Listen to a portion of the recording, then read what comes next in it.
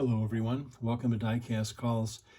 Today we're going to go over a couple of flying color models as well as some Redlines. What I want to show you is a couple neat variations in regards to the 1976 era.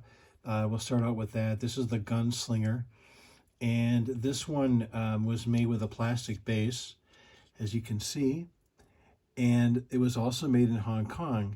Now what's interesting about this is that it was first released in 75, but it didn't have the gun clip right there, and they added that in 76. And just as an added thing to stabilize the shooter. It does swivel around, pretty cool. And a lot of times you'll find these kind of worn out really bad around the gas tank. The Redlines, of course, are straight through axles. At this time, we're all done with the Redline Spectraflame era, and straight through axles were the way to make the models less expensive. Along with this in 1976 was a really cool one called the Offshoot. The Offshoot, also in 76, was a model that complemented the along with the gun bucket, some other models that would complete your military set.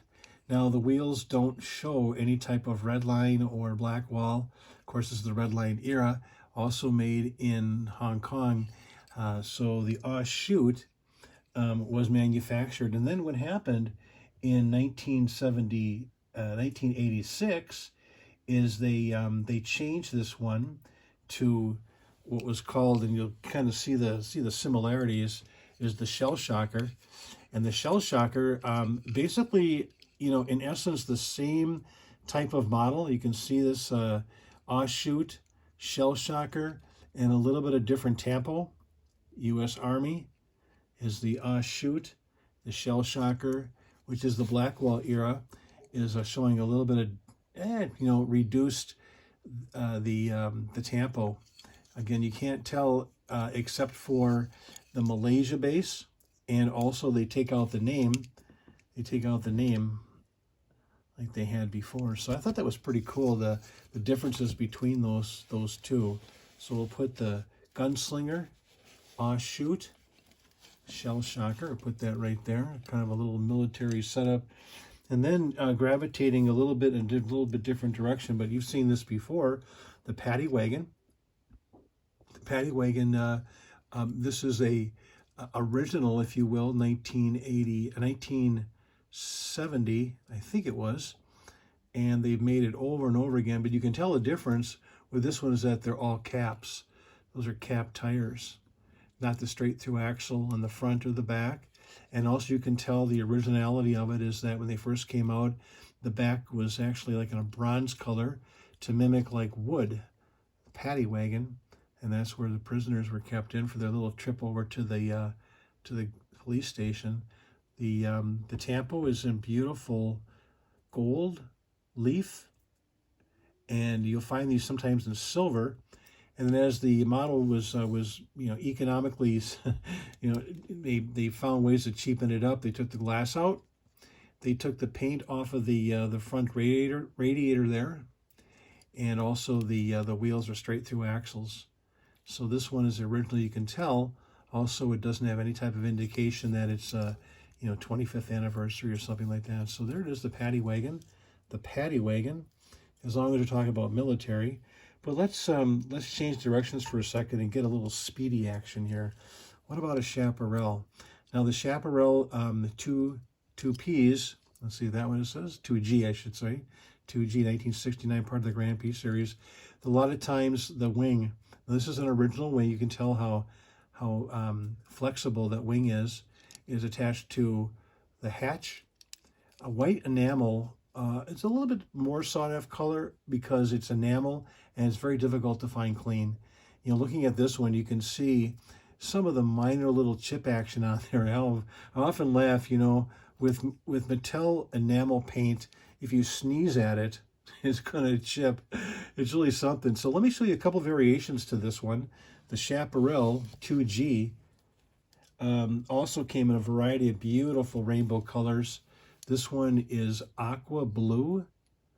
Look at the difference between the main body area and then the hatch. and the different color variation. You see that difference right there as I'm turning the Chaparral towards the light? You see that a lot. You really do. The different colors, that it appears as though the hatches were made separate in the factory versus the rest of the model.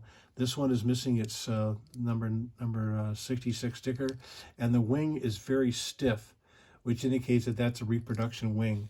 So I'll put that next to the white enamel. And then the last one that I have for the Chaparral for this particular little video today is a Chaparral in beautiful lime color. The wing is very stiff, indicating it's a reproduction. Chaparral, there's the sticker, the number 66. Shiny base, beautiful car, isn't it? Don't you love it? The red line's clean. Some chrome that remains on the wheels. I'll put that next to the. So let's pull out this camera a little bit so you can see the beautiful arrangement. I'll move these little military vehicles over a little bit so you can see those, and side by side. The paddy wagon, of course, we talked about, and then the arrangement here of the Chaparrals, beautiful Chaparrals, white enamel, calling this an aqua, and then a lime. So talk about color variations. Really interesting is the Dioras that came out in the original 16s, 1968. These are all, the ones I want to show you today are all Hong Kong, and they all have their original tires on them. Now the tire chrome was really kept and preserved because if you look at it from the side, you see that, how the tires don't even protrude because they're protected by the body, and therefore the red line and the chrome ended up really staying nice over the years. These are reproduction boards, you can tell. This one's not a reproduction, this one is. You can tell by the fin, really thin fin, very flexible. This one's a little bit thicker, and I know because I put it on there. So this color in Hong Kong is beautiful aqua. Beautiful aqua. See how that front is painted? Nice car. I'll put that aqua Dior right here next to the Chaparral. And what we do is I have another one, another Hong Kong. There's the base. This one is in purple. A purple Dior, 1969. What a beautiful car. Yep. Dior in purple. I'll put it next to the aqua. So there's your aqua, your purple, and then why not? Let's do the last variation that I happen to have, and that is a gold. This is a gold Dior. Look how beautiful the paint is on this one. Isn't that nice? Taillights in the back. Yeah, it's an original 16. It's been out a long time. It's tough to find 1968s in clean condition. You know, over time, especially when they're being placed in and out of the case, in and out of the collector case, you end up wearing that back paint. So I'll put him in the back. Those are all the Dioras, the aqua, the purple, and the gold. Now, another nice little car for rainbows, you know, collecting rainbows and showing off the different colors, is a Silhouette in blue. Nice Silhouette there. Missing some of its red stripe there. Silhouette in blue. I'll put this on the back 40 there. There's a Silhouette. And then the other Silhouette that I have, I actually have 3 of them total. This is a little bit faded. You see that toning going on there? A little bit of, some people call it leoparding. That is a nice, beautiful U.S. Silhouette. Look at the tires on there. Isn't that pretty? Those are nice ones. So that's a nice little lime. We'll put him there next to that one. And then do I have another one? I do. The last one is a different sort of color blue. Look at the different colors of blue. It's amazing that, you know, they're both made in the U.S. These are both U.S. White interior, light brown interior. But look at the different color variation. Just a tad off the different blue colors. Isn't that cool? And that's part of the interesting dynamic of the Hot Wheels Redline era. The collecting is finding something that's got a really cool variation color to it. Same model, different color. This one's got to have his tires replaced. For sure. All the chrome is gone on there. And blue, and lime. Those are the silhouettes. Also in 69, 68, I should say, is the Ford J car.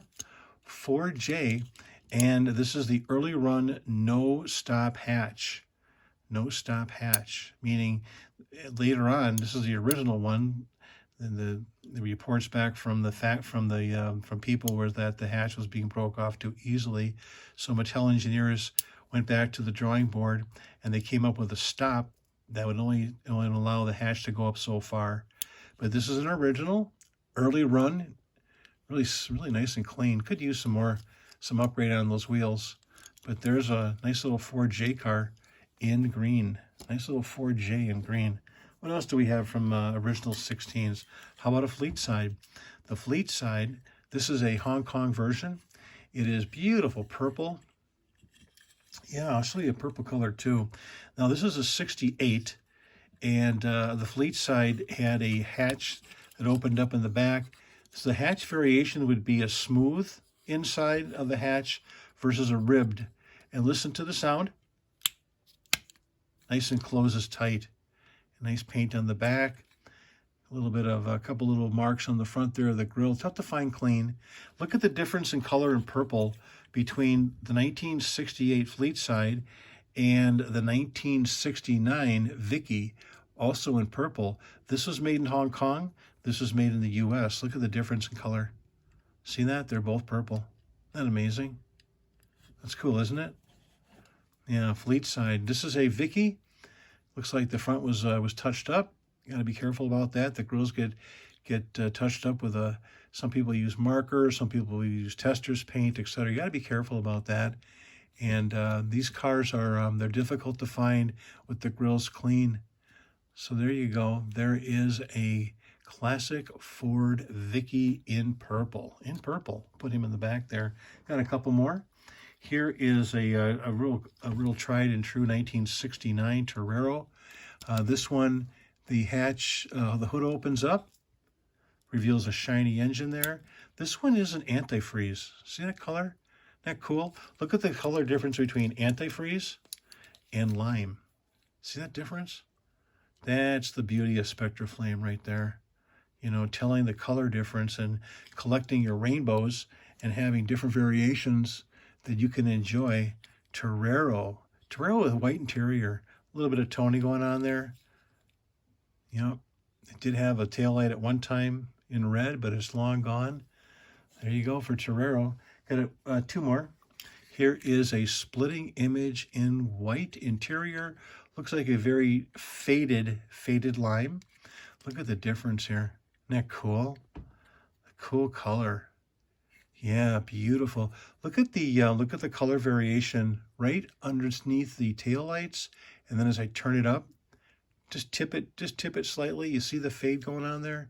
There's a reason for that. Some people attribute the fade to the coloration fade to environment, to sun.